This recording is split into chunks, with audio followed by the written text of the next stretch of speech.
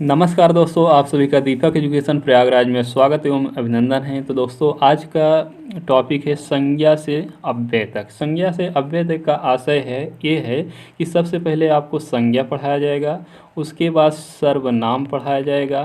संज्ञा, उसके बाद सर्वनाम। विशेषण में आप लोगों को एक बहुत ही विस्तृत पढ़ा चुका हूँ। और सर्वनाम के बाद क्या पढ़ाया जाएगा, तो आप लोगों को क्रिया विशेषण पढ़ाया जाएगा। क्या? क्रिया विशेषण आप लोगों को पढ़ाया जाएगा। क्रिया विशेषण के बाद अव्यय से बहुत ही मोस्ट इम्पॉर्टेंट प्रश्न आजकल पूछा जा रहा है, तो अव्यय के बारे में बताया जाएगा। तो सबसे पहले आप लोग आज की क्लास में पढ़ने वाले हैं संज्ञा का कॉन्सेप्ट, उसके बाद सर्वनाम का, क्रिया विशेषण का, उसके बाद अव्यय का। फिर इससे संबंधित संज्ञा, सर्वनाम, क्रिया विशेषण, अव्यय से संबंधित जो भी प्रश्नोत्तरी है उसे भी मैं आज सॉल्व कराऊंगा। तो आप लोगों को ज़्यादा समय न लेते हुए मैं इस टॉपिक को स्टार्ट करता हूँ। पहला टॉपिक है संज्ञा। तो देखिए, संज्ञा आप लोग बचपन से पढ़ते आ रहे हैं, तो संज्ञा के बारे में देखते हैं। देखिए, किसी वस्तु, स्थान, प्राणी अथवा गुण या भाव के नाम का बोध करवाने वाले शब्दों को संज्ञा यानी नाउन कहते हैं।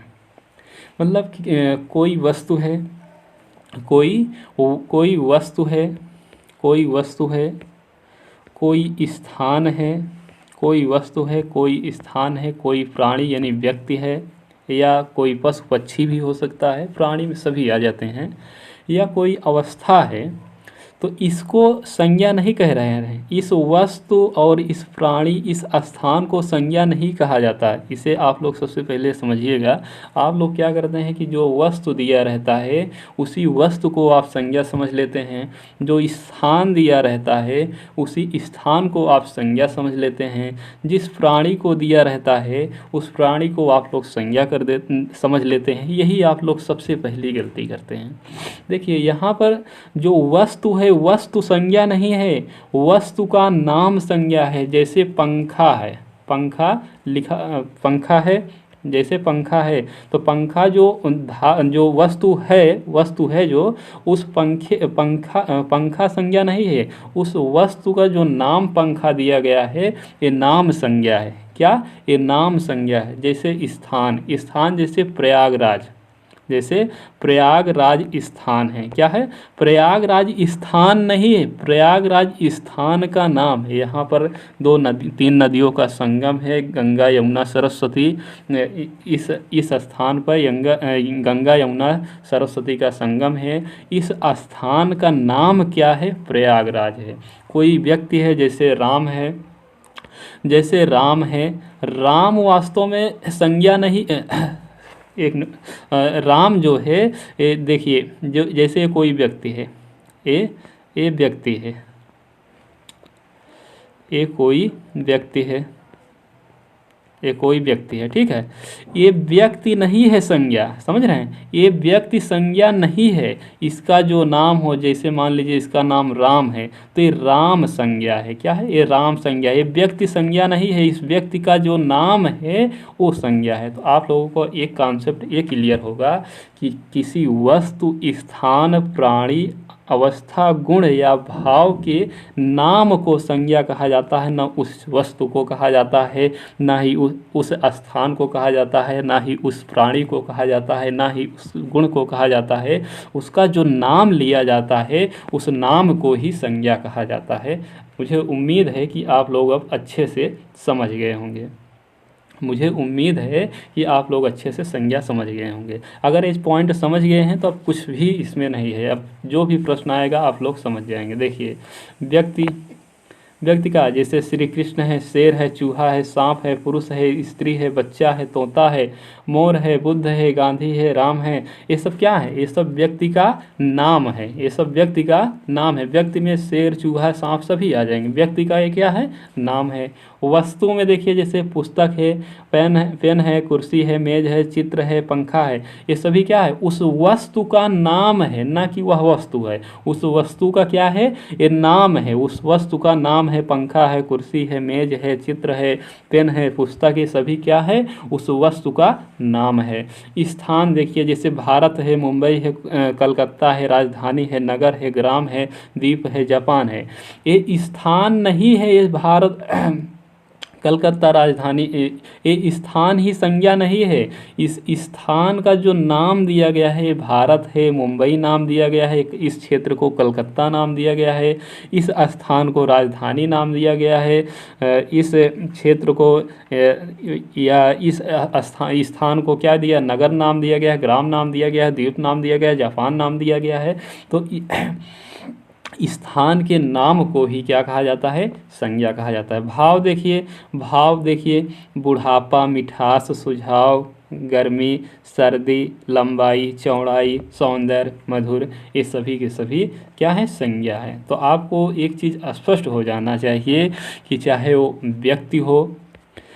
व्यक्ति हो, वस्तु हो या स्थान हो या भाव हो, उस व्यक्ति का, उस वस्तु का, उस स्थान को संज्ञा नहीं कहते हैं। उस व्यक्ति का जो नाम होगा, उस वस्तु का जो नाम होगा, उस प्राणी का जो नाम होगा, उस भाव का जो नाम होगा, उससे संज्ञा कहा जाएगा। मुझे लगता है कि आप लोगों को अब क्लियर समझ में आ गया होगा।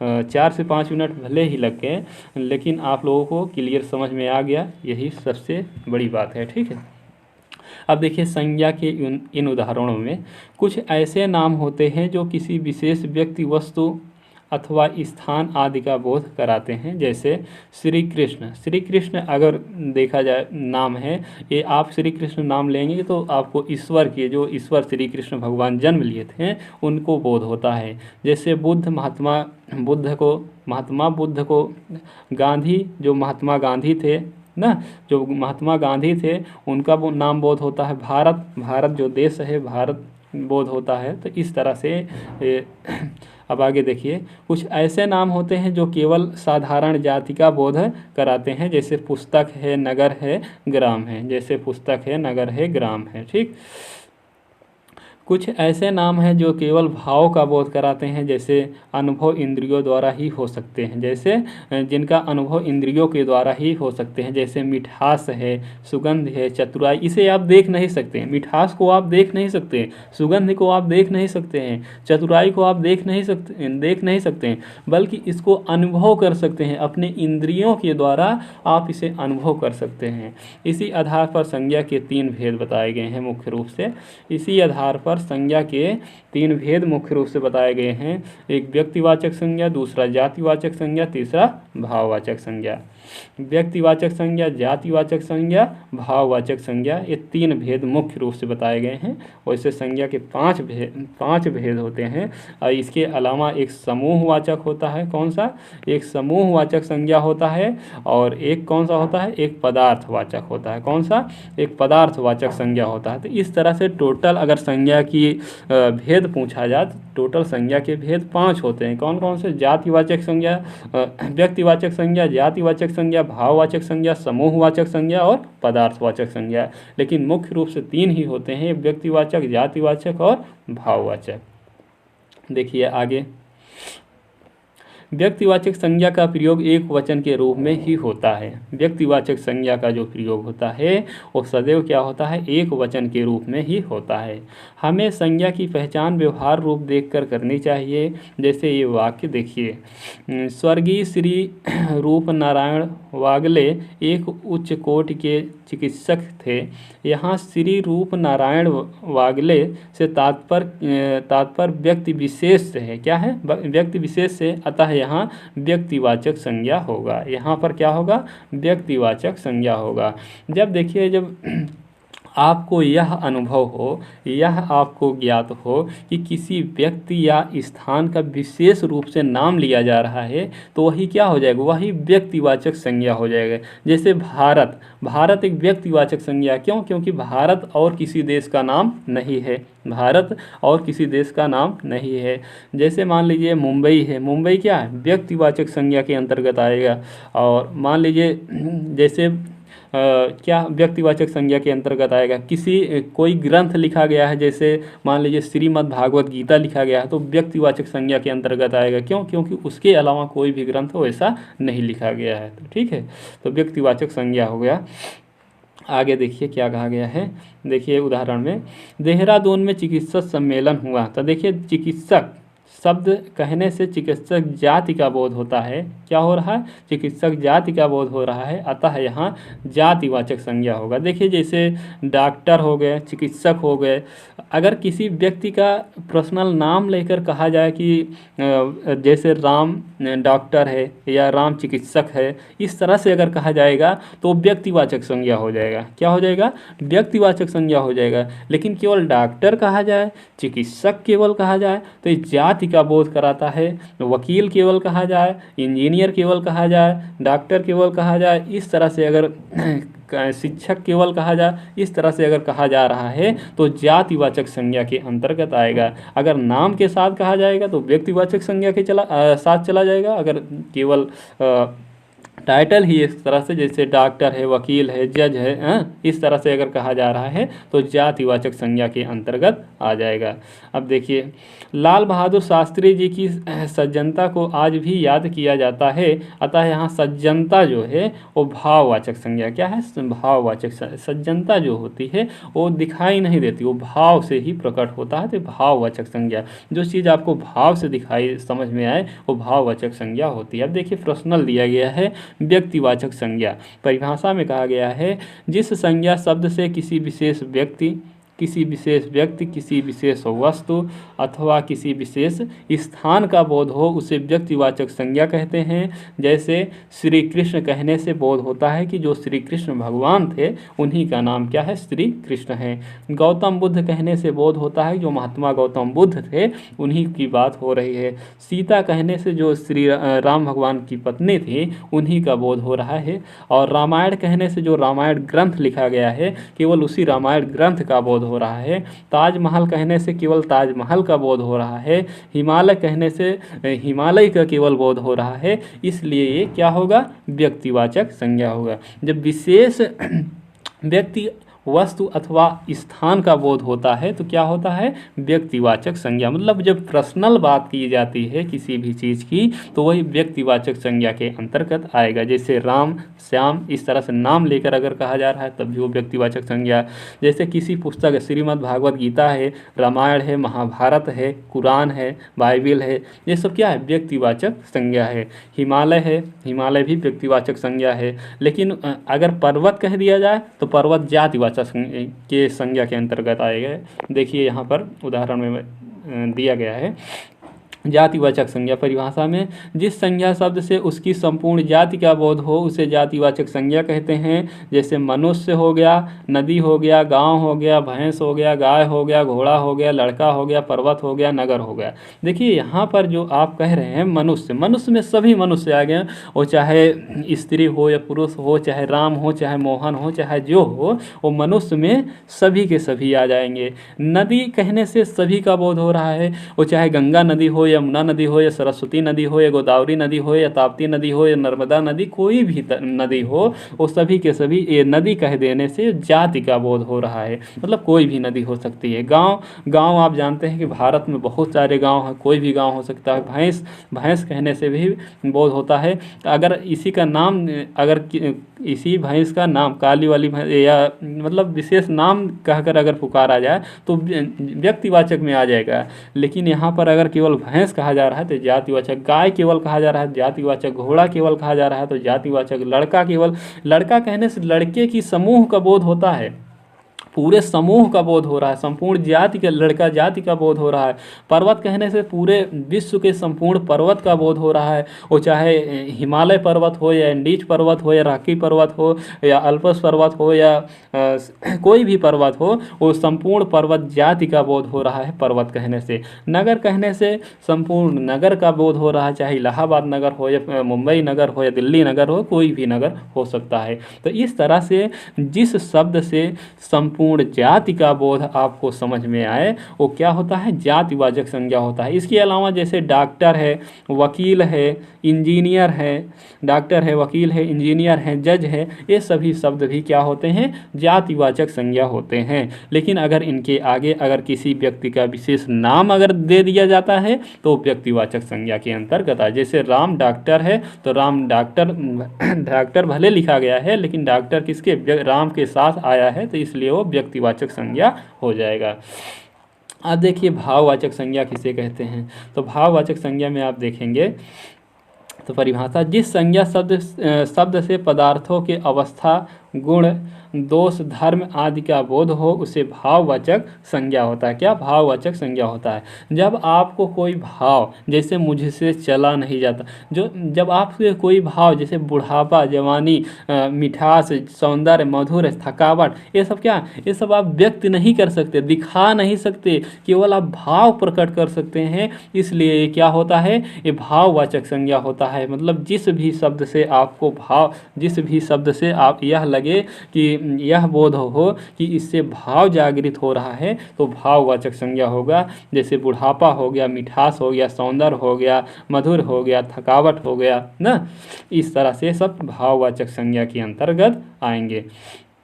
इसमें विशेष दिया गया है, कुछ विद्वान अंग्रेजी व्याकरण के भाव के कारण संज्ञा शब्द के दो भेद बताए गए हैं, एक समुदायवाचक या समूहवाचक, एक द्रव्यवाचक। तो देखिए जो भाववाचक संज्ञा होता है इसी के दो भेद बताए गए हैं, एक समुदायवाचक और नहीं समुदाय। देखिए इसके अलावा इन तीन के अलावा जैसे व्यक्तिवाचक, जातिवाचक, भाववाचक के अलावा दो और प्रकार की संज्ञाएं होती हैं, एक समुदायवाचक होती है या इसी को समूहवाचक कहा जाता है। क्या कहा जाता है? इसी को समूहवाचक संज्ञा भी कहा जाता है। तो देखिए समूह या समुदायवाचक संज्ञा किसे कहते हैं?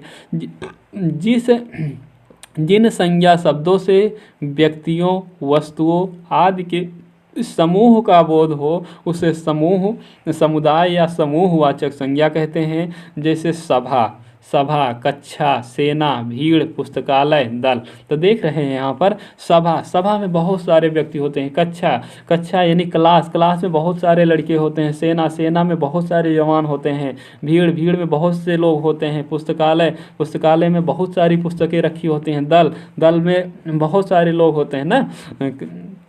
तो इस तरह से जिन शब्दों से आपको यह बोध हो कि यहाँ पर समूह प्रकट हो रहा है, समूह दिखाई दे रहा है, तो उसे समुदायवाचक या समूहवाचक संज्ञा कहते हैं। जैसे सभा हो गया, कक्षा हो गया, सेना हो गया, भीड़ हो गया, पुस्तकालय हो गया, ये सब समुदाय या चाबी का जैसे गुच्छा होता है ना, तो गुच्छा भी क्या होता है? समुदायवाचक संज्ञा होता है। अब देखिए आगे दिया गया है द्रव्यवाचक संज्ञा। तो जिन संज्ञा शब्दों से किसी धातु, द्रव्य आदि पदार्थों का बोध हो द्रव्यवाचक संज्ञा कहते हैं। जैसे घी है, तेल है, सोना है, चांदी है, पीतल है, चावल है, लोहा है, गेहूँ आदि, ये सभी क्या है? ये सभी द्रव्यवाचक। द्रव्यवाचक संज्ञा को ही पदार्थवाचक कहा जाता है। क्या कहा जाता है? पदार्थवाचक। तो जब आपको कोई भी पदार्थ का बोध हो, जैसे घी है, तेल है, सोना है, चांदी है, पीतल है, चावल है, लोहा है, गेहूं है, आटा है, ये सभी क्या है?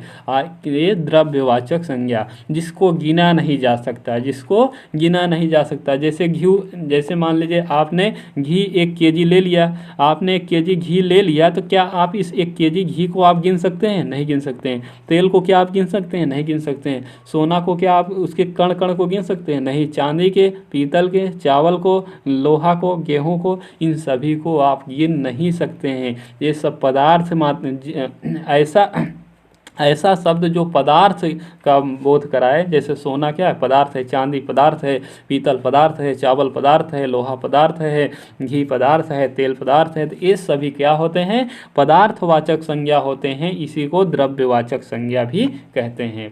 तो द्रव्यवाचक संज्ञा या पदार्थवाचक संज्ञा एक ही चीज़ होता है, इसे आप लोग ध्यान दीजिएगा।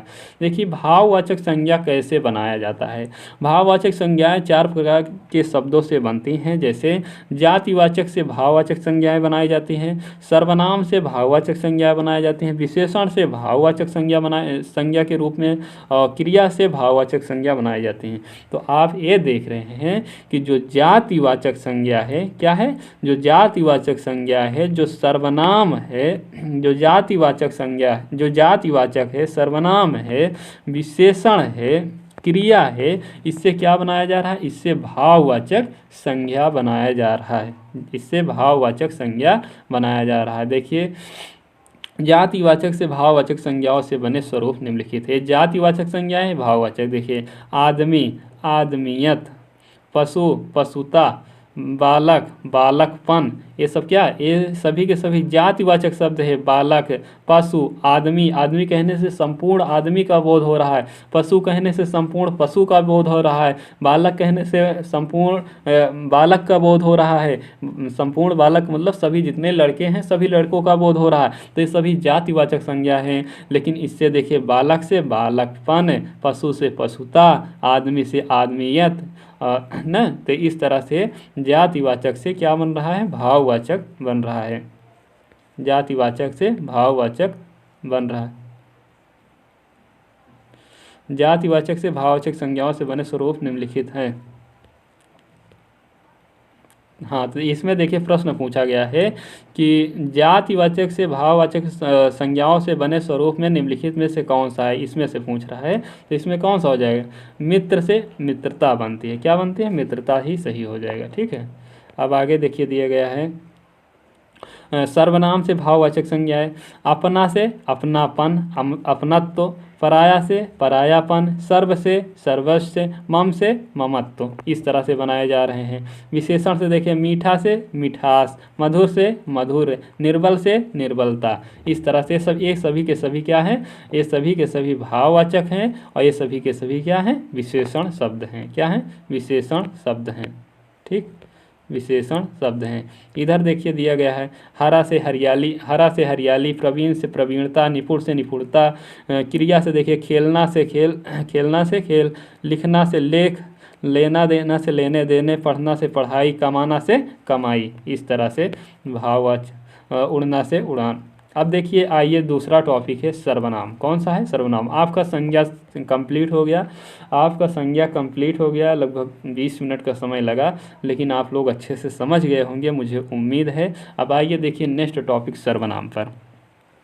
तो संज्ञा के स्थान पर प्रयुक्त होने वाले शब्द को सर्वनाम कहते हैं। संज्ञा की पुनरुक्त को दूर करने के लिए ही सर्वनाम का प्रयोग किया जाता है। जैसे मैं, हम, तू, तुम, वह, यह, आप, कौन, कोई, जो, सो, ये सभी क्या है, सर्वनाम है। तो देखिए जब संज्ञा के स्थान पर, किसके, संज्ञा के स्थान पर, संज्ञा के स्थान पर जिस शब्द का प्रयोग होता है, जिस शब्द का प्रयोग होता है, यही क्या होता है, यही सर्वनाम होता है। यही क्या होता है, यही सर्वनाम होता है। तो संज्ञा के स्थान पर जिस शब्द का प्रयोग होता है यही सर्वनाम होता है। वो शब्द कौन कौन से हो सकते हैं, मैं हो सकता है, हम हो सकता है, तू हो सकता है, तुम हो सकता है, वह हो सकता है, यह हो सकता है, आप हो सकते हैं, कौन हो सकता है, कोई हो सकता है, जो हो सकता है, सो हो सकता है। ये सभी के सभी क्या हैं, सर्वनाम हैं। अब देखिए सर्वनाम के भेद। तो सर्वनाम के भेद में देखिए पुरुषवाचक सर्वनाम, निश्चयवाचक सर्वनाम, अनिश्चयवाचक सर्वनाम, प्रश्नवाचक सर्वनाम और संबंधवाचक सर्वनाम और निजवाचक सर्वनाम। तो इस तरह से आप देख रहे हैं कि सर्वनाम कई प्रकार के हैं। कुछ पुरुषवाचक सर्वनाम हैं, कौन से, पुरुषवाचक सर्वनाम, निश्चयवाचक, अनिश्चयवाचक और प्रश्नवाचक, संबंधवाचक, निजवाचक। तो देखिए एक एक समझते हैं। सबसे पहले समझाते हैं आप लोगों को पुरुषवाचक सर्वनाम। तो देखिए जो पुरुषवाचक सर्वनाम होता है, पुरुषवाचक सर्वनाम 3 प्रकार का होता है। पहला उत्तम पुरुष होता है, माध्यम पुरुष होता है, अन्य पुरुष। जो उत्तम पुरुष होता है वो स्वयं के लिए होता है, जैसे मैं हूँ, जैसे मैं हूँ या मैं हूँ या हम, जैसे हम या मैं क्या हूँ, उत्तम पुरुष हूँ। और माध्यम पुरुष आप हैं, क्या है, आप, तू या तुम, आप, या तू या तुम, ये क्या है, माध्यम पुरुष है। अन्य पुरुष में आप, वह, वे, ये सभी किस में आएंगे, अन्य पुरुष में। वह, वे, ये सभी किस में आएंगे, अन्य पुरुष में। तो आप देखेंगे पुरुषवाचक सर्वनाम में 3 बातें आपको ध्यान देना है। पहला उत्तम पुरुष, कौन सा, उत्तम पुरुषवाचक, दूसरा मध्यम पुरुषवाचक, तीसरा अन्य पुरुषवाचक। उत्तम पुरुषवाचक में मैं और हम आ जाते हैं, मध्यम पुरुषवाचक में तू और तुम आ जाते हैं, अन्य पुरुषवाचक में वह और वे आ जाते हैं, वह और वे आ जाते हैं। ठीक है, वह और वे आ जाते हैं। तो इस तरह से आपको ध्यान में इसे रखना है। ठीक है, मतलब कि मैं और हम उत्तम पुरुष हो गया, सामने वाला जो व्यक्ति बैठा है वो क्या हो गया, वो मध्यम पुरुष हो गया, तू और तुम हो गया, और अन्य पुरुष में जो अन्य लोग हैं तो ये सभी पूछे जाएंगे कि मैं कौन सा पुरुष है, तो उत्तम पुरुष। हम कौन सा पुरुष है, उत्तम पुरुष। तू और तुम कौन सा पुरुष है, मध्यम पुरुष है। वह और वे कौन सा पुरुष है, तो अन्य पुरुष। ठीक है, अन्य पुरुष। अब देखिए आइए अगला, निश्चयवाचक सर्वनाम। निश्चयवाचक सर्वनाम कौन है, यह वह। जैसे किसी चीज़ को आप डिनोट करते हैं कि यह वस्तु, यहाँ पर यह वस्तु रखी है, वहाँ पर वो व्यक्ति बैठा है, तो इससे क्या होता है, इससे निश्चित होता है कि यहाँ पर ये वस्तु रखी है तो रखी है, वहाँ पर वह व्यक्ति बैठा है तो बैठा है। तो यह वह क्या होता है, निश्चित होता है, इसलिए इसे निश्चयवाचक सर्वनाम कहते हैं या निश्चितवाचक सर्वनाम कहते हैं। दूसरा आया, ये देखिए अनिश्चयवाचक सर्वनाम। कोई और कुछ, कोई व्यक्ति गया, कोई लड़का रो रहा है। इसमें कोई निश्चितता नहीं दिखाई दे रही कि कौन सा लड़का रो रहा है, कोई लड़का रो रहा है। कुछ देर पहले सभी लोग चले गए, उसका कोई समय नहीं किया गया कि कितने समय पहले गए। ठीक, तो ये क्या अनिश्चितता का बोध करा रहे हैं, इसीलिए इसे अनिश्चयवाचक सर्वनाम कहते हैं। अगला टॉपिक है, अगला है प्रश्नवाचक।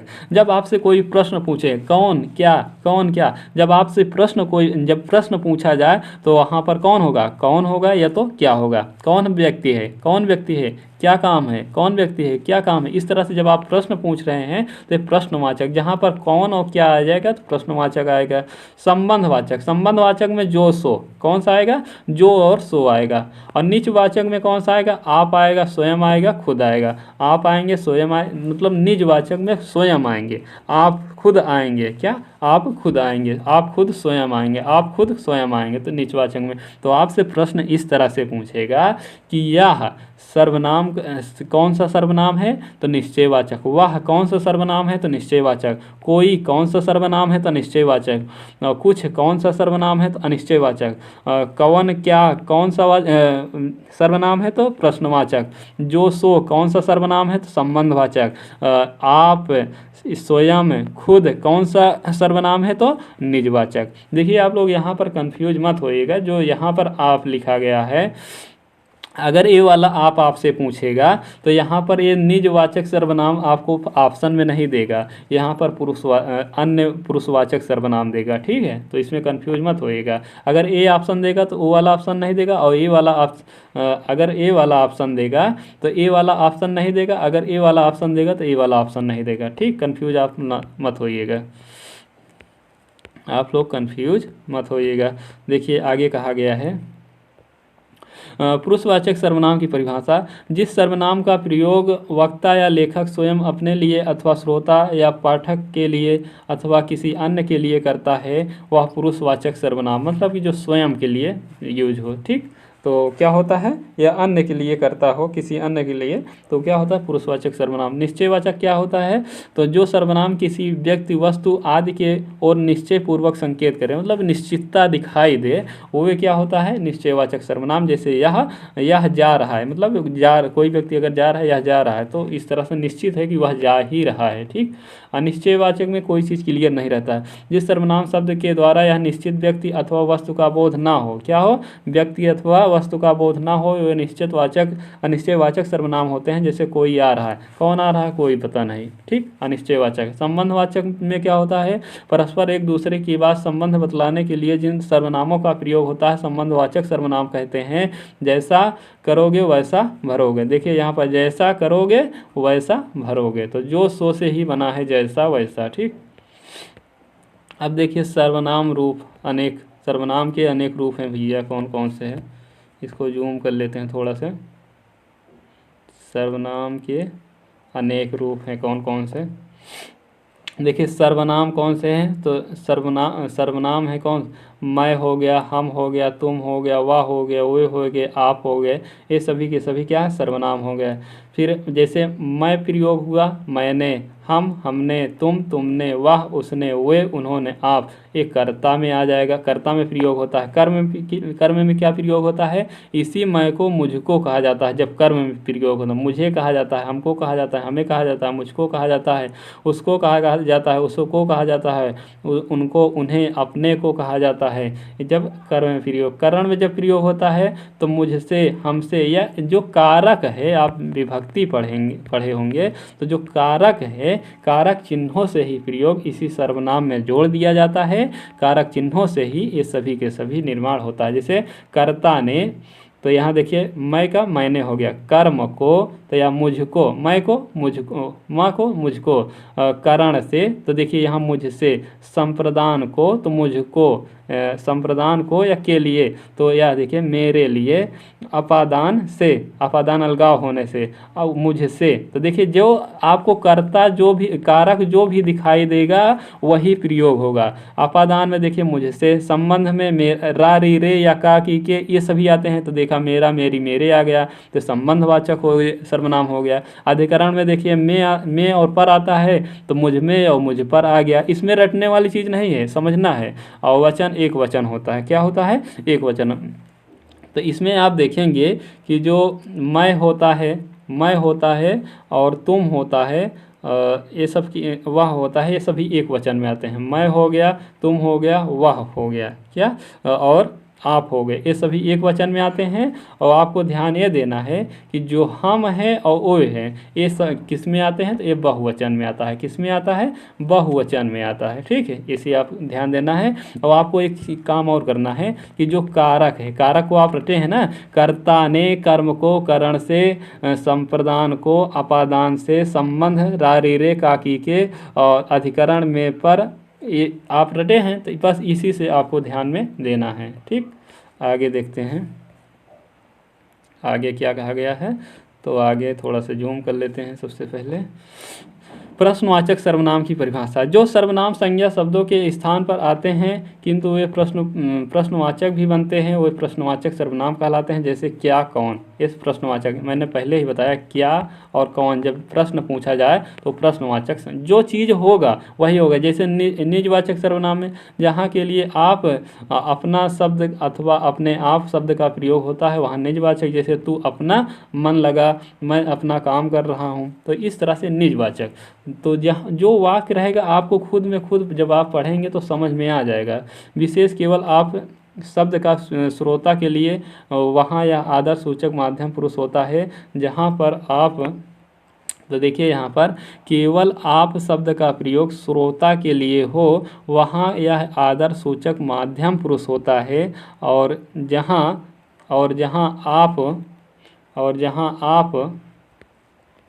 आप शब्द का प्रयोग अपने लिए हो वहाँ निजवाचक सर्वनाम। तो मैंने एक चीज़ यहाँ पर आपको नहीं बताया था, देखिए जो यहाँ पर आप लिखा है, यहाँ पर आप नहीं लिखा है, ये माध्यम पुरुष के अंतर्गत आता है। किसके अंतर्गत आता है, माध्यम पुरुष के अंतर्गत आता है। तो जहाँ आपको माध्यम पुरुष में आएगा, यहाँ पर देखिए आप, जैसे सामने वाले को कहोगे, क्या, जैसे आप सामने वाले को आप कहोगे तो यहाँ पर माध्यम पुरुष आएगा। ठीक है, तू या तुम या आप, ये माध्यम पुरुष के अंतर्गत आएगा। अन्य पुरुष के अंतर्गत वह और वे आते हैं। इसीलिए मैंने आप शब्द का यूज नहीं किया था, आप चाहे वीडियो पीछे करके देख सकते हैं। तो तू और तुम आप, ये क्या है, मध्यम पुरुष के अंतर्गत आते हैं। देखिए आगे क्या कहा गया है। हाँ, तो देखिए इसमें जहाँ केवल आप शब्द का प्रयोग श्रोता के लिए हो वहाँ आदर सूचक मध्यम पुरुष होता है। और जहाँ पर आप शब्द का प्रयोग अपने लिए हो वहाँ पर निजवाचक। जहाँ स्वयं के लिए आप शब्द प्रयोग हो वहाँ पर क्या होता है, निजवाचक सर्वनाम होगा। और सामने वाले के लिए अगर प्रयोग होगा तो मध्यम पुरुष होगा। ठीक है, मध्यम पुरुष। सर्वनाम शब्दों के लिए विशेष प्रयोग। आप, वे, ये, हम, तुम शब्द बहुवचन के रूप में होते हैं। आप, वे, ये, हम, तुम, ये क्या होते हैं, बहुवचन के रूप में होते हैं, किंतु आदर प्रकट करने के लिए इनका प्रयोग एक व्यक्ति के लिए भी होता है। आप शब्द स्वयं के अर्थ में भी प्रयुक्त होता है। जैसे मैं यह कार्य आप ही कर लूँगा, मतलब कि अपने आप ही कर लूँगा। ठीक है, तो ये क्या हो जाएगा, निजवाचक सर्वनाम हो जाएगा। ठीक है, जब स्वयं के लिए प्रयोग हो आप शब्द।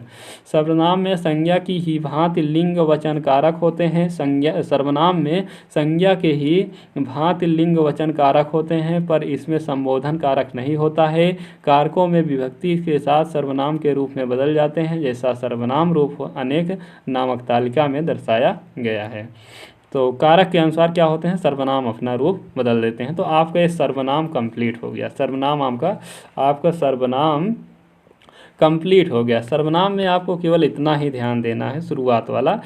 आपसे यही प्रश्न पूछेगा कि मैं और हम कौन सा है, तो उत्तम पुरुष है। मध्यम पुरुष में तू, तुम और आप, तू, तुम और आप आ जाएगा, इसमें आप नहीं रहे। अन्य पुरुष में वह और वे आ जाएंगे, ठीक है। और निश्चयवाचक में यह वह आएगा, अनिश्चयवाचक में कोई और कुछ आएगा, प्रश्नवाचक में कौन क्या आएगा, संबंध में जो सो आएगा, निजवाचक सर्वनाम में आप स्वयं खुद आएगा, ठीक। इतना ही आपको ध्यान देना है सर्वनाम में, बस। अब आइए क्रिया विशेषण।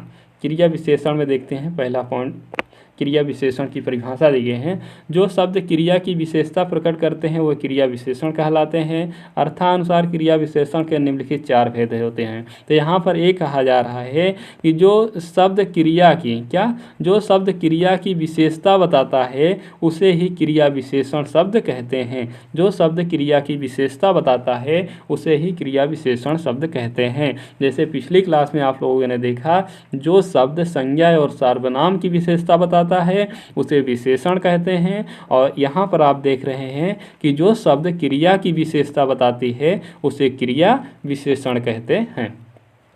तो देखिए क्रिया विशेषण के निम्नलिखित 4 भेद हैं। एक कालवाचक क्रिया विशेषण, एक स्थानवाचक, एक परिमाणवाचक और एक रीतिवाचक। तो यहाँ पर देखिए जब समय का बोध हो तो वहाँ पर कालवाचक क्रिया विशेषण होगा, जब स्थान का बोध हो तो वहाँ पर क्या होगा, स्थानवाचक क्रिया विशेषण होगा, जहाँ पर परिमाण का बोध हो वहाँ पर परिमाणवाचक क्रिया विशेषण होगा, और जहाँ पर रीति का बोध हो वहाँ पर रीतिवाचक क्रिया विशेषण होगा। इसे आप को याद करने की कोई ज़रूरत ही नहीं, रटने की कोई आवश्यकता नहीं। जहाँ पर आपको काल समझ में आए कालवाचक क्रिया विशेषण, जहाँ आपको स्थान दिखाई दे स्थानवाचक क्रिया विशेषण, जहाँ परिमाण आपको दिखाई दे परिमाणवाचक और रीतिवाचक, ठीक। तो इस तरह से आप लोग देखिएगा। कालवाचक विशेषण देखिए, मैं अभी आ रहा हूँ। तो देखिए यहाँ पर समय की अभिव्यक्ति दिखाई दे कि अभी मैं आ रहा हूँ, अभी समय है, अभी मैं आ रहा हूँ, तो क्या हो गया, कालवाचक क्रिया विशेषण। फिर भी कभी चलेंगे, तो मतलब यहाँ भी समय का बोध हो रहा, जहाँ पर आपको समय का बोध दिखाई दे वहाँ पर कालवाचक विशेषण होता है। पानी निरंतर बह रहा है, मतलब ये भी एक तरह से समय का ही बोध करा। इन उदाहरणों को से ध्यान से पढ़िए। अभी, फिर भी, निरंतर शब्दों द्वारा क्रिया के काल समय का पता लगाया जा रहा है, अतः ये कालवाचक क्रिया विशेषण होता है। परिभाषा में दिया गया है, जिस क्रिया विशेषण शब्द से कार्य के होने का समय ज्ञात हो वह कालवाचक विशेषण कहलाते हैं। इसमें बहुधा ये शब्द प्रयोग आते हैं, यदा, कदा, जब, तब, हमेशा, तभी, तत्काल, निरंतर, शीघ्र, पूर्व, बाद, पीछे, घड़ी घड़ी, अब, तत्पश्चात, तदंतर, कल, कई बार, अभी, फिर भी, फिर कभी। तो ये सभी क्या है, ये सभी अगर शब्द आपको दिखाई दे रहे हैं वाक्य में तो आप समझ लीजिएगा कि यहाँ पर कालवाचक क्रिया विशेषण है। अब देखिए दूसरा पॉइंट दिया गया है स्थानवाचक। तो जहाँ पर स्थान का बोध हो वो स्थानवाचक क्रिया विशेषण होगा। देखिए जैसे भीतर जाकर बैठिए, भीतर जाकर मतलब जाइए, और कहीं कमरे में ही कह रहा होगा कि आप भीतर जाकर बैठिए। यहाँ से चले जाइए, मतलब इस स्थान से आप चले जाइए। किधर जा रहे हो, किस स्थान की ओर जा रहे हो। तो यहाँ पर जब स्थान की बोध, यहाँ पर देखिए किधर शब्द लिखे जाए, चले जाइए ना, यहाँ से चले जाइए, यहाँ शब्द हो गया, भीतर हो गया, क्या हो गया, भीतर हो गया। और ये सभी क्या स्थान का बोध करा रहे हैं, इसलिए यहाँ पर स्थानवाचक क्रिया विशेषण होगा। जैसे भीतर हो गया, यहाँ हो गया, किधर हो गया, शब्दों के द्वारा होने वाले स्थान का बोध हो रहा था, यह स्थानवाचक क्रिया विशेषण होता है। परिभाषा, जिस क्रिया विशेषण शब्द द्वारा क्रिया के होने का स्थान का बोध हो वहाँ पर स्थानवाचक विशेषण कहलाता है। तो आपको केवल इतना ध्यान में रखना है कि जहाँ पर आपको स्थान समझ में, स्थान का अगर बोध हो तो वहाँ पर स्थानवाचक क्रिया विशेषण होता है। इसमें देखो और कहा गया है, इसमें बहुधा ये शब्द आते हैं। देखिए इसमें मतलब बार बार आते हैं, भीतर, बाहर, अंदर, यहाँ, वहाँ, किधर, इधर, उधर, जहाँ, कहाँ, कहाँ, जहाँ, दूर, अन्य, इस ओर, उस ओर, दाएं, बाएं, ऊपर, नीचे, ये सभी शब्दों का प्रयोग होता है जहाँ पर, वहाँ पर स्थान का बोध होता है। और जहाँ पर स्थान का बोध होता है वहाँ पर स्थानवाचक क्या होता है, क्रिया विशेषण होता है। अगला देखेंगे परिमाणवाचक क्रिया विशेषण। कौन सा, परिमाणवाचक क्रिया विशेषण। तो जहाँ पर आपको क्या हो, जहाँ पर आपको परिमाण मिले, जहाँ पर आपको परिमाण मिले, जहाँ पर आपको रिजल्ट मिले कि किसी भी चीज़ का, वहाँ पर क्या होगा, परिमाणवाचक क्रिया विशेषण होगा। वहाँ पर परिमाणवाचक क्रिया विशेषण होगा। जैसे देखिए, थोड़ा थोड़ा अभ्यास कीजिए, क्या, थोड़ा थोड़ा अभ्यास कीजिए, वह अधिक बोलता है, वह अधिक बोलता है। यहाँ पर देखिए अधिक शब्द आ गया, क्या आ गया, अधिक। और यहाँ पर थोड़ा थोड़ा मतलब परिमाण हो रहा है। इन वाक्यों को ध्यान से पढ़िए। थोड़ा थोड़ा अधिक शब्दों का प्रयोग परिभाषा में ताप तो नाप तौल हो, यहाँ पर बतलाया गया है। परिमाणवाचक क्रिया विशेषण होते हैं। जो शब्द क्रिया का परिमाण बताते हैं वो परिमाणवाचक क्रिया विशेषण कहलाते हैं। इसमें बहुधा, थोड़ा थोड़ा, अत्यंत, अधिक, अल्प, बहुत, कुछ, पर्याप्त, प्रभुत, कम, न्यून, बूंद बूंद, स्वल्प, केवल, प्रायः, अनुमानतः, सर्वथा, ये सभी के सभी शब्द प्रयोग जहाँ पर हो वहाँ पर क्या होता है, परिमाणवाचक क्रिया विशेषण होता है। रीतिवाचक क्रिया विशेषण देखिए, दिन जल्दी जल्दी ढल रहा है, दिन जल्दी जल्दी ढल रहा है, संभव है वह आए, धीरे धीरे चलिए। इन वाक्यों में देखिए जल्दी जल्दी, संभव है, धीरे धीरे शब्दों द्वारा क्रिया के होने की रीति का बोध कराया जा रहा है। अतः यहाँ पर रीतिवाचक क्रिया विशेषण होगा। परिभाषा में कहा गया है कि जिन शब्दों के द्वारा क्रिया संपन्न होने की रीति का बोध हो रीतिवाचक क्रिया विशेषण कहलाते हैं। इनमें बहुधा ये शब्द प्रयोग में आते हैं, जैसे अचानक हो गया, सहसा हो गया, एकाएक हो गया, झटपट हो गया, आप ही आप हो गया, ध्यानपूर्वक हो गया, धड़ाधड़ हो गया, यथा हो गया, ठीक हो गया, समुच्च हो गया, अवश्य हो गया, वास्तव में हो गया, निसंदेह हो गया, बेशक हो गया, शायद हो गया, संभव है, कदाचित है, बहुत, करके, हाँ, ठीक, सच, जी, जरूर, एतयो, किस लिए, क्योंकि, नहीं, ना, मत, कभी नहीं, कदापि नहीं, ये सभी शब्द अगर आपको आ जाएं तो वहाँ पर कौन सा होगा, तो वहाँ पर रीतिवाचक क्रिया विशेषण होगा। कौन सा होगा, रीतिवाचक क्रिया विशेषण होगा। तो आपने देखा 3 टॉपिक पढ़ लिया अभी तक। आपने संज्ञा पढ़ लिया, सर्वनाम पढ़ लिया, आपने कौन सा, सर्वनाम पढ़ लिया, और उसके बाद आपने क्रिया विशेषण भी आपने पढ़ लिया। कौन सा, क्रिया विशेषण भी आपने पढ़ लिया। अब नेक्स्ट टॉपिक है अव्यय। कौन सा है, अव्यय, संबोधक अव्यय। देखिए संबंध बोधक अव्यय। तो परिभाषा दिया गया है, जिन अव्यय शब्दों से संज्ञा अथवा सर्वनाम का वाक्य के दूसरे शब्दों के स्थान संबंध जाना जाता है वो संबंध बोधक अव्यय है। अर्थ के आधार पर संबंध बोधक अव्यय के ये भेद होते हैं। देखिए मैं अव्यय आपको एक बार पढ़ा चुका था, लेकिन यहाँ पर थोड़ा से बता दे रहा हूँ, ठीक है। भेद के अव्यय बोधक भेद में देखिए, कालवाचक होता है, स्थानवाचक, दिशावाचक, साधनवाचक, विरोधवाचक, व्यतिरेकवाचक, उद्देश्यवाचक, साक्ष्यवाचक, विषवाचक। तो देखिए जहाँ पर आपको काल का बोध हो वहाँ पर कालवाचक संबंध बोधक होता है। देखिए पहले, बाद, आगे, पीछे, स्थान, बाहर, भीतर, बीच, ऊपर, नीचे। देखिए यहाँ पर आप लोग कंफ्यूज मत होइएगा। वहाँ पर जो स्थानवाचक क्रिया विशेषण था वहाँ वो ऑप्शन आपको नहीं दिखाई देगा। यहाँ पर संबंध बोधक अव्यय शब्द आपको ऑप्शन में दिखाई देगा, ठीक है। यहाँ पर क्रिया विशेषण नहीं दिखाई देगा, तो इसलिए आप लोग कंफ्यूज मत होइएगा। जहाँ पर समय का बोध हो वो क्या होगा, कालवाचक अव्यय होगा। जहाँ पर स्थान का बोध हो स्थानवाचक अव्यय होगा। जहाँ पर दिशा का बोध हो, जैसे निकट, पास, समीप और सामने, वहाँ पर दिशावाचक होगा। जहाँ पर साधन का बोध हो, जैसे निमित्त, द्वारा के जरिए, ये साधनवाचक अव्यय होगा। उल्टे, विरुद्ध, प्रतिकूल, जहाँ पर विरोध का भेद हो वहाँ पर विरोधवाचक होगा। और जहाँ पर सिवा, अलावा, बिना, बगैर, अतिरिक्त, रहित, व्यतिरेक वाचक होगा, ठीक है। और जहाँ पर लिए वास्ते हेतु निमित्त होगा वहाँ पर उद्देश्य होगा, और जहाँ पर समेत संग साथ सहित होगा वहाँ पर साक्ष्यवाचक होगा, विषय बाबत लेख होगा विषयवाचक होगा, समेत भर्तक होगा संग्रहवाचक होगा, और प्लेट बदले जगह एवज विनिमय वाचक होगा, और समान रहा भांति न्याय सादृश्यवाचक होगा, और अपेक्षा वनस्पति आगे सामने तुलनावाचक होगा, करण परेशानी से मारे करणवाचक होगा। ये सभी के सभी क्या है? अव्यय है। क्रिया विशेषण और संबोधक अव्यय में अंतर देखिए। अव्यय मैंने आपको पहले ही पढ़ा चुका था, इसमें देखिए जो भी इम्पोर्टेंट पॉइंट दिया गया है उसे मैं बता रहा हूँ, ठीक। तो देखिए क्रिया विशेषण और समुच्चय संबंध बोधक अव्यय में अंतर क्या होता है।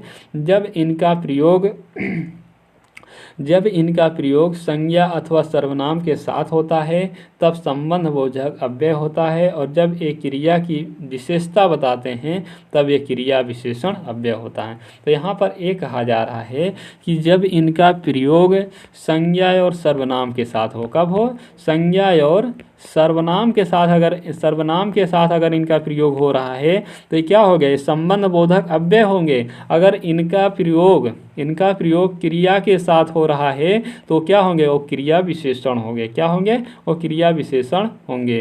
देखिए यहाँ पर जैसे लिखा है अंदर जाओ, यहाँ पर क्रिया विशेषण। क्यों? क्योंकि यहाँ पर जाओ क्या है? क्रिया है, और अंदर क्या है? विशेषता बता रही है, इसलिए अंदर क्या हो जाएगा? क्रिया विशेषण हो जाएगा।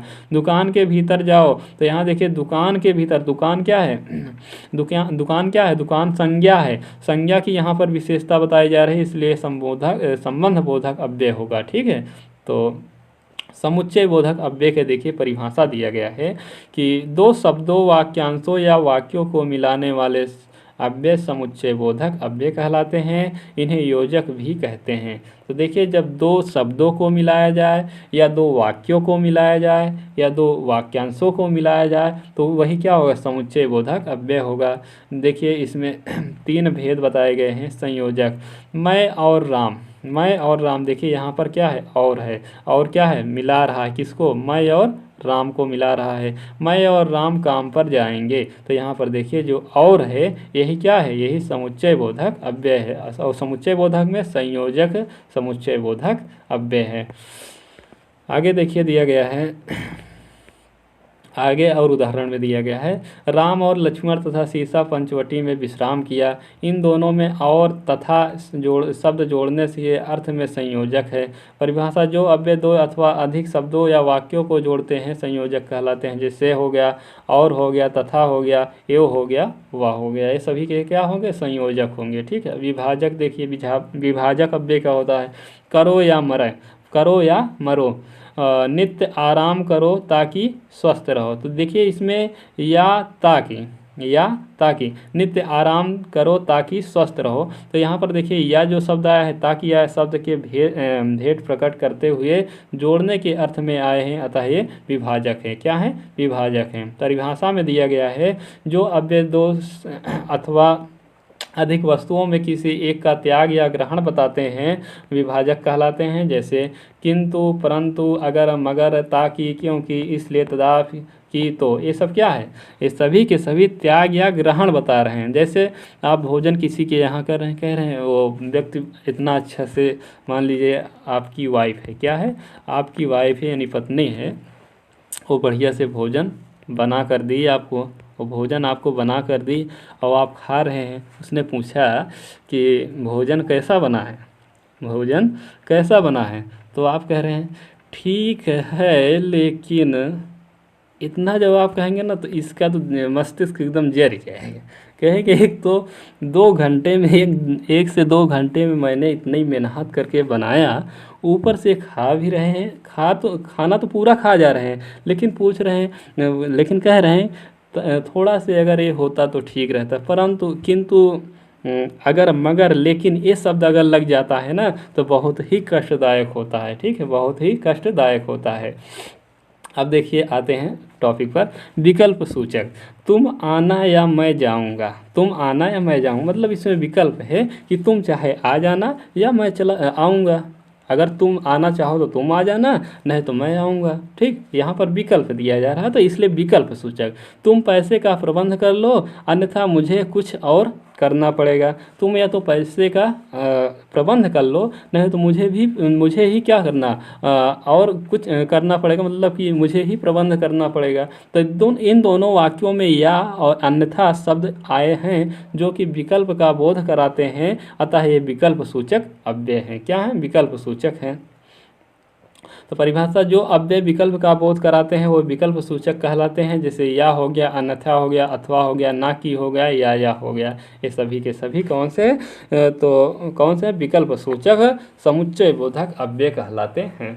आगे देखिएगा, तो आगे दिया गया है विस्मयादिबोधक अव्यय। कौन सा? विस्मयादिबोधक अव्यय। तो जिन शब्दों से हर्ष, शोक, विस्मय, ग्लानि, घृणा, लज्जा आदि का भाव प्रकट हो, वहाँ पर विस्मयादिबोधक अव्यय कहलाते हैं। जिसे घोतक भी है, प्रकट होने वाले भाव के आधार पर इसके निम्नलिखित हैं। हर्षबोधक कैसे? आह, धन्य, वाह वाह, क्या बात है, वाह वाह, ओह, वाह, शाबाश, इससे क्या? हर्षबोधक अव्यय हैं। कौन से? हर्षबोधक अव्यय हैं। हर्षबोधक अव्यय हैं। देखिए शोकबोधक, आह, हाय, हाय, हाय, हा, त्राही, त्राही, त्राही, त्राही, जैसे नारद भगवान कहते हैं ना, त्राही त्राही। तो ये क्या? शोक, कोई गलत काम हो जाता है तब कहा जाता है त्राही त्राही। आ, हाय, हाय, ये भी कहा जाता है ना। तो ये शोक मनाया जा रहा है, जैसे हाय राम, मैं तो मर गया, मेरी अभी तक नौकरी नहीं लगी। तो इस तरह से जो शोक मनाते हैं वहाँ पर क्या होता है? शोक बोधक अव्यय होता है। विस्मयादि बोधक, हाय, ए, ओहो, अरे वाह, क्या बात है, यहाँ पर विस्मयादि बोधक होगा। तिरस्कार बोधक, छी, हट, धिक, धक, छी छी, चुप, यहाँ पर तिरस्कार बोधक होगा। स्वीकृत बोधक, हाँ हाँ, अच्छा, ठीक है, जी हाँ, बहुत अच्छा, यहाँ पर स्वीकृति बोधक होगा। संबंध बोधक, रे रीरा, अरे, अरी, ओ, अजी, हेलो जी, यहाँ पर संबंध बोधक होगा। आशीर्वाद बोधक, दीर्घवायु हो, जीते रहो, ये सभी के क्या हैं? आशीर्वाद बोधक अव्यय हैं। क्या हैं? आशीर्वाद बोधक अव्यय हैं। तो इस तरह से दोस्तों मैंने आप लोगों को अभी तक मैंने आप लोगों को क्या क्या पढ़ाया आज? संज्ञा बताया, सर्वनाम बताया, क्या बताया? सर्वनाम बताया। उसके बाद क्रिया विशेषण मैंने बताया। उसके बाद अव्यय का कुछ पॉइंट जो छूटे थे उससे मैंने आपको क्लियर किया। मुख्य रूप से समुच्चय बोधक और विस्मयादि बोधक, दो अव्यय मैंने मुख्य रूप से आपको बताया, और बाकी अव्यय मैंने पहले ही आपको डिटेल से पढ़ा चुका हूँ। इस तरह से एक कॉन्सेप्ट वाला क्वेश्चन तो कॉन्सेप्चुअल तो आपका क्लियर हुआ। अब देखिए संज्ञा से अव्यय तक से संबंधित जो अध्यायवार प्रश्न पूछे गए हैं उन सभी प्रश्नों को भी मैं सॉल्व करा देता हूँ।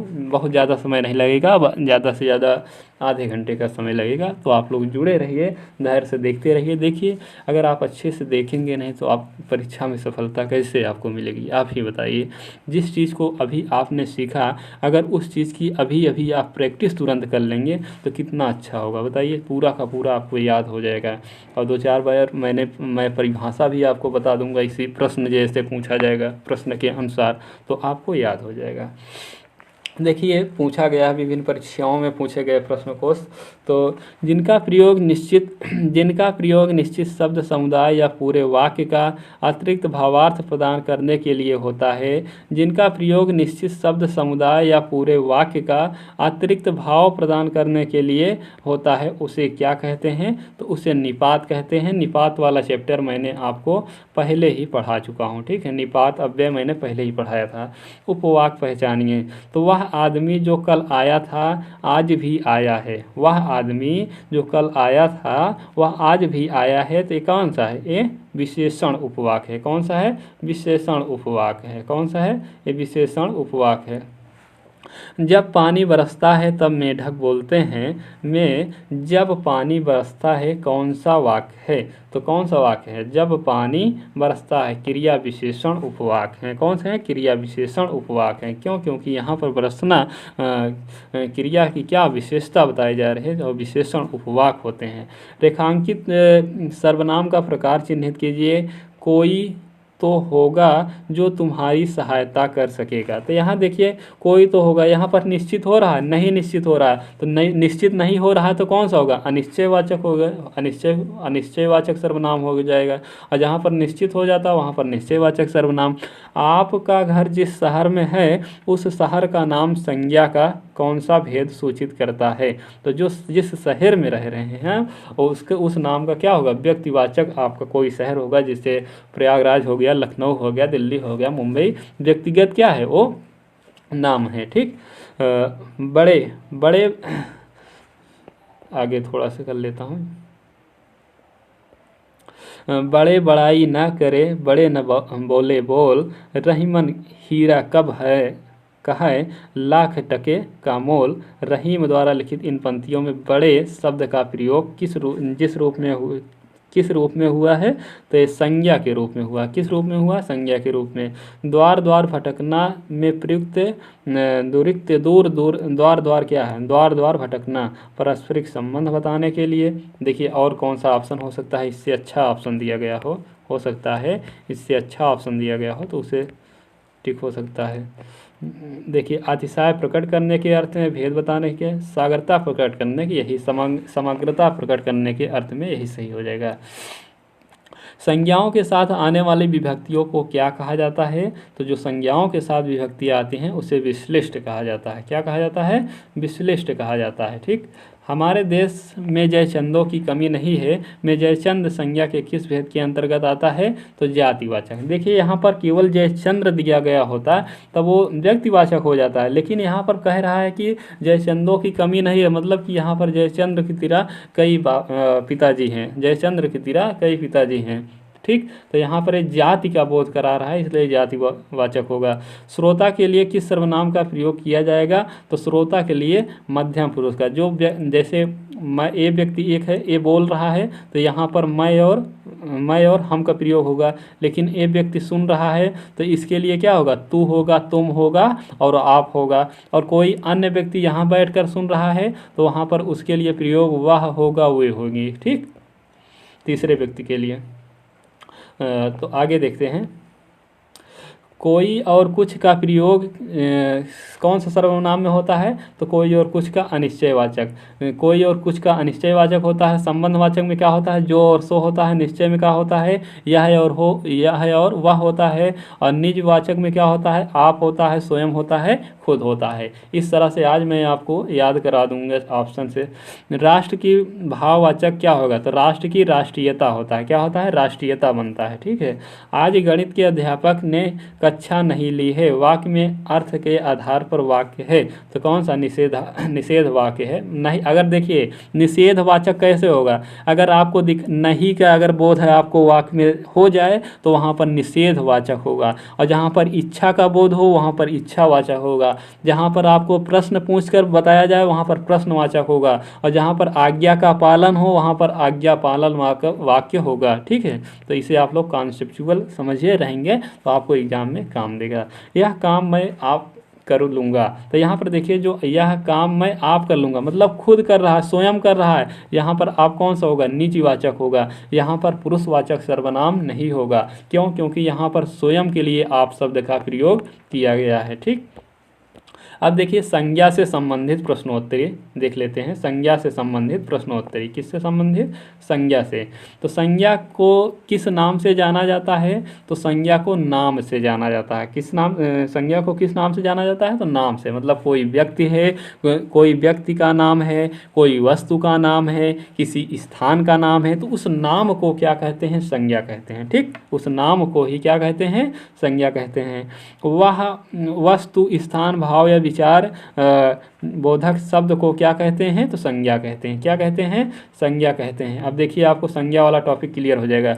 व्यक्ति के आधार पर संज्ञा के कितने भेद होते हैं, तो व्यक्ति के व्युत्पत्ति के आधार पर संज्ञा के 3 भेद होते हैं। और वैसे अगर सिंपल पूछता कि संज्ञा के कितने भेद होते हैं तब आपका आंसर 5 हो जाता है। ठीक है, स्त्रीत्व शब्द में कौन सी संज्ञा है, तो स्त्रीत्व में देखिए भाववाचक है। क्यों है, क्योंकि जो स्त्री शब्द है स्त्री शब्द से ही क्या बनाया गया है, स्त्रीत्व बनाया गया है इसमें, इसीलिए इसे ये भाववाचक संज्ञा होगा। क्या होगा, भाववाचक संज्ञा होगा। ठीक, भाववाचक संज्ञा होगा।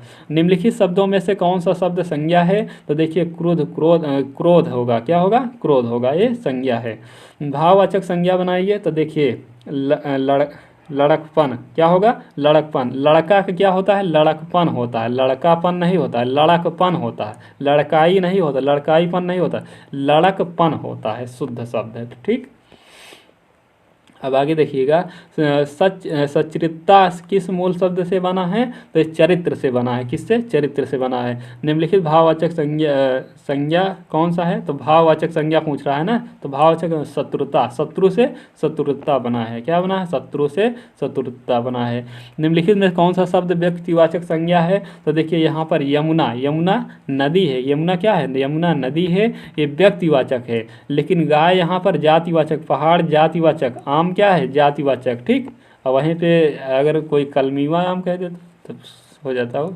ठीक, कौन सा शब्द भाववाचक संज्ञा नहीं है, तो कौन सा नहीं है, तो देखिए यहाँ पर मिठाई भी भाववाचक, मिठाई भी मिठाई ही नहीं है, मिठाई का मिठास होता है। क्या होता है, मिठाई का मिठास होता है। क्या होता है, मिठास होता है, भाववाचक संज्ञा मिठास होता है। बाकी चतुर का चतुराई, लड़ाई, चतुराई, उतराई, ये सभी के क्या है, भाववाचक संज्ञा है। कौन से हैं, भाववाचक संज्ञा हैं। आगे दिया गया है जातिवाचक संज्ञा बताइए, तो जातिवाचक क्या है, लड़का, लड़का कहने से पूरे लड़के का बोध हो रहा है। क्रोध, कालिमा, मिठास में कौन सी संज्ञा निहित है, तो भाववाचक, क्रोध, कालिमा, निषाद में। समूहवाचक संज्ञा की पहचान कीजिए, तो देखिए जो टीम है, टीम है, टीम क्या समूहवाचक है। और घी क्या है, घी क्या है, घी पदार्थवाचक है। नदी क्या है, जातिवाचक है। राम क्या है, व्यक्तिवाचक है। तो इस तरह से आप लोग ध्यान में दीजिएगा। गोस्वामी जी ने रामचरितमानस की रचना की, इस वाक्य में कौन सी संज्ञा है, तो इसमें व्यक्तिवाचक संज्ञा है। क्यों, क्योंकि गोस्वामी जी ने रामचरितमानस की ही रचना, और कोई व्यक्ति नहीं किया है। इसमें पर्सनल व्यक्ति गोस्वामी जी की बात हो रही है, इसलिए यहाँ पर गोस्वामी जी ही क्या होंगे, व्यक्तिवाचक संज्ञा होंगे। देश को हानि जय चंदों से होती है, तो जो देश की जो हानि होती हो जय चंदों से होती है, यहाँ पर जाति का बोध हो रहा है, इसलिए यहाँ पर क्या होगा, जातिवाचक संज्ञा होगी। पर्वत शब्द में कौन सी संज्ञा है, तो पर्वत शब्द में जातिवाचक होगा। लेकिन अगर हिमालय कह दिया जाता तो व्यक्तिवाचक हो जाता। अगर एंडीज पर्वत कह दिया जाता तो व्यक्तिवाचक, राखी पर्वत कह दिया जाता व्यक्तिवाचक। लेकिन यहाँ पर पर्वत केवल शब्द कहा गया है, इसलिए जातिवाचक संज्ञा होगी। क्यों, क्योंकि पर्वत से संपूर्ण पर्वत का बोध होता है पूरे विश्व के। धुआं शब्द में कौन सी संज्ञा है, तो धुआं शब्द में द्रव्यवाचक, क्या है, द्रव्यवाचक, जिसे आप गिन नहीं सकते हो, क्या, द्रव्यवाचक संज्ञा। वीर का भाववाचक संज्ञा रूप क्या होगा, तो वीर का क्या हो जाएगा, वीर का वीरता भी होता है और वीरत्व भी होता है। क्या होता है, वीरता भी होता है, वीरत्व। सर्वनाम से संबंधित देखिए प्रश्नोत्तरी, संज्ञा के स्थान पर प्रयुक्त होने वाले शब्द को क्या कहते हैं, तो सर्वनाम कहते हैं। संज्ञा के स्थान पर जो शब्द प्रयुक्त होता है उसे सर्वनाम कहते हैं। और निम्नलिखित वाक्यों में से किस वाक्य में सर्वनाम का अशुद्ध प्रयोग हुआ है, तो देखिए वह स्वयं यहाँ नहीं आना चाहती, सही है। आपके आग्रह पर मैं दिल्ली जा सकता हूँ, ये भी सही है। मैं तेरे को घड़ी, वह तेरे, मैं तेरे को घड़ी दूंगा, मैं तेरे को नहीं, मैं नहीं हो, यही गलत है। पढ़ने में ही अटपटा लग रहा है। मुझे इस बैठक में सूचना नहीं दी थी, तो ये भी सही है। ये तीनों सही है, ये भी, यही सी वाला गलत है, तो वही सी वाला सही हो जाएगा। ठीक, अगला देखिएगा, मुझे किस प्रकार का सर्वनाम है, तो मुझे उत्तम पुरुष है, मुझे उत्तम पुरुष है। मुझे या मैं उत्तम पुरुष होता है, और मुझे या मैं उत्तम पुरुष होता है। और तुम, तू, आप, तुम, तू, आप कौन सा होता है, तुम, तू, आप कौन सा होता है, मध्यम पुरुष। वह और वे कौन से होते हैं, तो अन्य पुरुष होता है। ठीक, सर्वनाम के कितने प्रकार होते हैं, तो सर्वनाम के 6 प्रकार होते हैं। क्यों, कौन से होते हैं, 6 प्रकार। कौन कौन से होते हैं, तो पहला होता है पुरुषवाचक सर्वनाम, फिर उसके बाद निश्चयवाचक, अनिश्चयवाचक, संबंधवाचक, निजवाचक, ये सभी के सभी है। ठीक, ये सभी के सभी सर्वनाम के भेद होते हैं। निश्चयवाचक सर्वनाम कौन सा है, तो निश्चयवाचक सर्वनाम कौन कौन सा होता है, यह होता है और वह होता है। यह, वह क्या है, निश्चयवाचक। कुछ और कोई अनिश्चयवाचक होता है। कौन और क्या, कौन और क्या क्या होता है, ये प्रश्नवाचक सर्वनाम होते हैं। ठीक, अनिश्चयवाचक सर्वनाम कौन सा है, तो अनिश्चयवाचक कौन सा सर्वनाम है, कोई और कोई और कुछ, कोई और कुछ अनिश्चयवाचक सर्वनाम होता है। ठीक, कोई और कुछ अनिश्चयवाचक सर्वनाम होता है। यह घोड़ा अच्छा है, इस वाक्य में यह क्या है, तो यह क्या है, तो यह क्या है, यह सर्वनाम है। संबंधवाचक सर्वनाम बताइए, तो संबंधवाचक सर्वनाम जो होता है और जो होता है और इसके अलावा एक होता है सो। जो सो कौन सा होता है, संबंधवाचक सर्वनाम होता है। कोई और कुछ कौन सा होता है, अनिश्चयवाचक होता है। कौन और क्या क्या होता है, तो प्रश्नवाचक होता है। वह और यह क्या होता है, तो निश्चयवाचक होता है। ठीक, यह और वह निश्चयवाचक सर्वनाम होता है। अब आइए क्रिया विशेषण से संबंधित प्रश्नोत्तरी। तो देखिए, मोहन सुंदर लिखता है, इस वाक्य में क्रिया विशेषण कौन सा है, तो सुंदर। कौन सा है, सुंदर। क्यों सुंदर, लिखना की विशेषता सुंदर है। राम यहाँ रहता है, राम यहाँ रहता है, वाक्य में क्रिया विशेषण की पहचान कीजिए, तो यहाँ क्या होगा, यहाँ रहता है।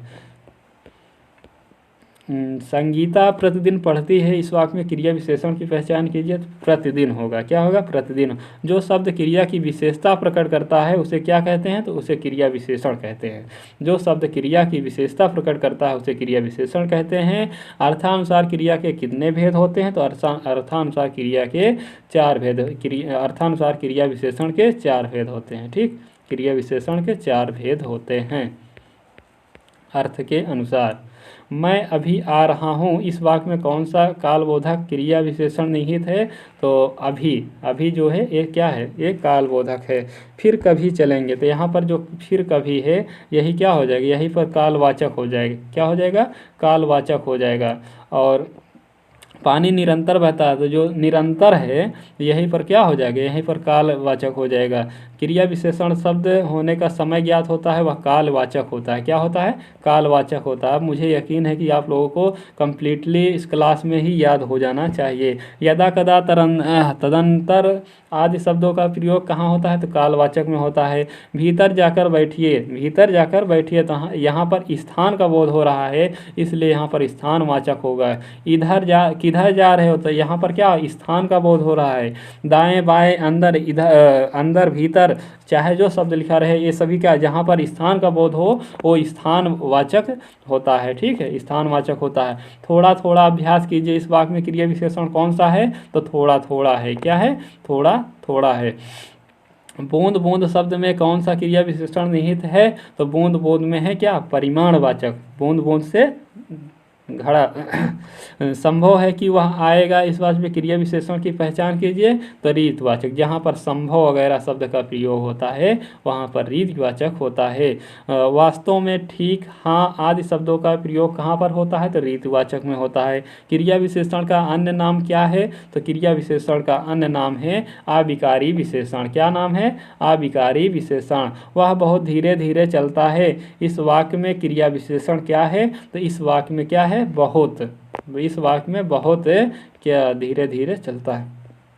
क्रिया विशेषण के प्रमुख कितने भेद होते हैं, तो 4 होते हैं। प्रयोग के आधार पर क्रिया विशेषण के भेद से संबंधित नहीं है, तो कौन सा नहीं, तो श्रेणी बोधक नहीं होता, बाकी साधारण अनुबंध संयोजक होते हैं। ठीक, आगे देखिएगा, रूप के अनुसार क्रिया विशेषण के भेद संबंधित नहीं है, तो अनुबंध नहीं होगा, अभी भी बताया। अर्थ के अनुसार क्रिया विशेषण के भेद हैं, तो अर्थ के अनुसार परिमाणवाचक भी होता है, रीतिवाचक भी होता है, तो इसलिए ऑप्शन नंबर सी हो जाएगा सही। ठीक, परिमाणवाचक वाचक, रीतिवाचक, स्थानवाचक, ये सभी कालवाचक, ये चार प्रकार होते हैं क्रिया विशेषण के। ठीक, अब आप जा सकते हैं, इस वाक्य में क्रिया विशेषण है, तो इस वाक्य में क्या है, अब क्या है, क्रिया विशेषण है। अब क्या है, क्रिया विशेषण है।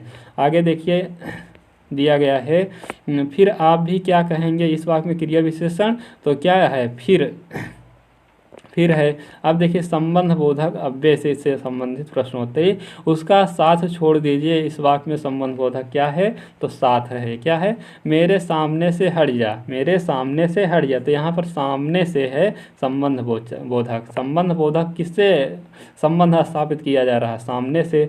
लाल किले पर तिरंगा लहरा रहा है, इस वाक्य में संबंध बोधक क्या है? तो लाल किले पर होगा, क्या होगा? पर होगा। वीर अभिमन्यु अंत तक शत्रु से लोहा लेता रहा, इस वाक्य में संबंध बोधक क्या होगा? तो यहाँ पर होगा अंत तक, क्या होगा? अंत होगा, ठीक, अंत होगा। तुम्हारे बिना नहीं रह सकूंगा, इस वाक्य में संबंध बोधक क्या होगा? तो बिना होगा, क्या होगा? बिना होगा। मूल रूप से संबंध बोधक अव्यय के भेद नहीं है, तो कौन सा? प्रयोग तो है, अर्थ भी है, व्युत्पत्ति है, लेकिन की ये कोई एक नहीं होता है, ठीक। प्रयोग के आधार पर होता है, अर्थ के आधार पर होता है। आगे प्रयोग के अनुसार संबंध बोधक अव्यय के भेद हैं, तो प्रयोग के अनुसार संबंध भी होता है, अनुबंध भी होता है, इसलिए ऑप्शन नंबर सी हो जाएगा। अर्थ के अनुसार संबंध बोधक अव्यय के कितने भेद होते हैं? तो 14 भेद होते हैं। कितने भेद होते हैं? 14 बोध। अर्थ के आधार पर संबंध बोधक के कितने भेद होते हैं? तो 14 बोध होते हैं। व्युत्पत्ति के अनुसार संबंध बोधक अव्यय के कितने भेद होते हैं? तो मूल संबंध बोधक, अयौगिक संबंध बोधक, ये दोनों के दोनों आपका सही है। अगला देखेंगे, बिना प्रयत्न पूर्वक आदि शब्दों का संबंध किस अव्यय से है? तो मूल संबंध से, मूल संबंध बोधक से। अब देखिए समुच्चय बोधक अव्यय से संबंधित प्रश्नोत्तरी। श्रुति और गुंजन पढ़ रहे हैं, इस वाक्य में समुच्चय बोधक अव्यय निहित है, तो क्या होगा? और हो जाएगा, क्या हो जाएगा? और हो जाएगा। मुझे टेप रिकॉर्डर या घड़ी चाहिए, इस वाक्य में समुच्चय बोधक क्या होगा? तो क्या हो जाएगा? या हो जाएगा, क्या हो जाएगा? या समुच्चय बोधक हो जाएगा या।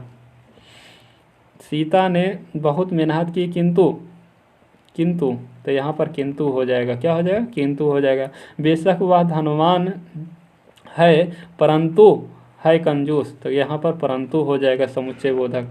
देखिए आप जब पढ़ेंगे तभी आपको समझ में आ जाएगा। श्याम को बुलाओ क्योंकि यहाँ पर क्योंकि हो जाएगा। मैं और कृष्ण घूमने जाएंगे, मैं और कृष्ण घूमने जाएंगे, यहाँ पर संयोजक हो रहा है, क्या हो रहा है? जोड़ा जा रहा है, इसलिए यहाँ पर संयोजक समुच्चय बोधक होगा। तो जहाँ पर जोड़ा जाए वहाँ पर संयोग, जहाँ पर अलग किया जाए वहाँ पर विभाजक, और जहाँ पर विकल्प दिया जाए वहाँ पर विकल्प सूचक होता है। तो ये 3 प्रकार होते हैं समुच्चय बोधक अव्यय के, ठीक, समुच्चय बोधक अव्यय के। देखिएगा, राजेश, राकेश और तथा सुरेश ने अंदर भवन में तारामंडल देखा, तो यहाँ पर क्या हो रहा है? यहाँ पर जोड़ा जा रहा है, इसलिए संयोजक हो जाएगा। करो या मरो, यहाँ पर विकल्प की बात हो रही, करो या मरो मतलब कि विभाजन किया जा रहा है, या तो करो या तो मरो। तो विभाजक की अगर बात की जाए, विभाजन की अगर बात की जाए तो विभाजक हो जाएगा, ठीक है। और नित काम करो ताकि सारे काम शीघ्र हो सके, तो इसमें क्या होगा? नित काम करो, तो इसमें भी क्या हो जाएगा? विभाजक हो जाएगा, क्या हो जाएगा? विभाजक हो जाएगा। अगला देखिएगा, तुम पैसे का प्रबंध कर लो अन्यथा मुझे कुछ और करना पड़ेगा, अन्यथा देखिए, तुम पैसे का प्रबंध कर लो या मुझे कुछ और करना पड़ेगा, यहाँ पर अन्यथा लग जाए, या शब्द जुड़ जाए, या शब्द जुड़ जाए, अथवा शब्द जुड़ जाए, तो क्या हो जाएगी? ये सभी के सभी विकल्प सूचक अव्यय होते हैं। क्या होते हैं? विकल्प सूचक अव्यय होते हैं। विस्मयादि बोधक अव्यय। आह क्या मौसम है, आह क्या मौसम है, तो इसमें क्या हो जाएगा? इसमें आ हो जाएगा। इसमें जो आह लिखा गया है ये विस्मयादि बोधक का चिन्ह होता है। ये जो इस तरह से बिंदी लगी हुई होती है ये विस्मयादि बोधक का चिन्ह होता है। उफा कितनी गर्मी है, तो यहाँ पर उफा, इसको तो आप पहचान जाएंगे जब यहाँ जो चिन्ह लगा रहेगा वही आपका अव्यय हो जाएगा, ठीक है, विस्मयादि बोधक। अरे हो जाएगा। बाप, अरे बाप हो जाएगा, अरे बाप हो जाएगा। यहाँ पर जहाँ पर चिन्ह लगा रहे वही होगा क्या? विस्मयादि बोधक अव्यय होगा, ठीक है। देखिए यहाँ पर छी, तो छी हो जाएगा, ठीक। इसमें तो कुछ करना ही नहीं, आपको केवल वही चिन्ह देखना है, वही लगा देना है, ठीक है। ओहो, शाबाश, ठीक। आपको चिन्ह केवल देखना है और लगा देना। वाह, तो क्या हो जाएगा? वाह हो जाए। हे भगवान, वाह। ए देखिए यहाँ पर देखिए जो जो विस्मयादि बोधक अव्यय होता है, केवल आप देखिएगा ये चिन्ह विस्मयादि बोधक का जहाँ पर चिन्ह लगा रहेगा वहीं पर विस्मयादि बोधक अव्यय वही शब्द होगा। तो इस तरह से दोस्तों आपने देखा कि मैंने आप लोगों को आज संज्ञा, कौन सा टॉपिक? संज्ञा, सर्वनाम और क्रिया विशेषण, कौन सा? क्रिया विशेषण और अव्यय, क्रिया विशेषण अव्यय। ये 4 टॉपिक मैंने क्लियर किया। उसके बाद जो भी यहाँ से प्रश्नोत्तरी बनती थी वो भी मैंने सॉल्व कराया। मुझे उम्मीद है, 100% यकीन है कि आप लोगों को यह क्लास बहुत ही पसंद आई हो, और इस चैनल को आप ज़्यादा से ज़्यादा शेयर कीजिएगा अपने दोस्तों के साथ, अपने मित्रों के साथ, और सब्सक्राइब और लाइक कमेंट ज़रूर कीजिएगा। ठीक है, सब्सक्राइब अगर किए हैं तब तो, अगर आप किए होंगे तो क्या होगा, उस चैनल के नीचे ब्लैक जो सब्सक्राइब बटन है वो ब्लैक आपको दिखाई देगा। क्या आपको ब्लैक दिखाई देगा, लेकिन आप सब्सक्राइब अगर नहीं किए होंगे तो रेड कलर का दिखाई देगा, यानी लाल दिखाई देगा। तो लाल अगर दिखाई दे रहा हो तो उसको क्लिक कर दीजिएगा वहाँ पर, तो सब्सक्राइब हो जाएगा। ठीक है, तो उसे आप क्लिक कर देंगे तो सब्सक्राइब हो जाएगा। और अगर ब्लैक हो तो उसे मत टिक करिएगा, नहीं तो अनसब्सक्राइब हो जाएगा। ठीक है, तो लाल होगा तभी आप उस बटन को टच कीजिएगा। और वहीं पर एक घंटी बनी हुई होती है, उस घंटी को टच करके आल लिखा होता है, क्या लिखा होगा, आल लिखा होगा, उसी आल पर क्लिक कर दीजिएगा, ताकि मैं जो भी क्लासें लूँ वो आप तक सीधे से, आप तक तुरंत बिना किसी देरी के, जैसे ही मैं वीडियो को अपलोड करूँगा वैसे ही आपके पास पहुँच जाएगा। ठीक है मित्रों, आज के लिए इतना ही। धन्यवाद, थैंक यू, शुक्रिया। आपका दिन शुभ हो।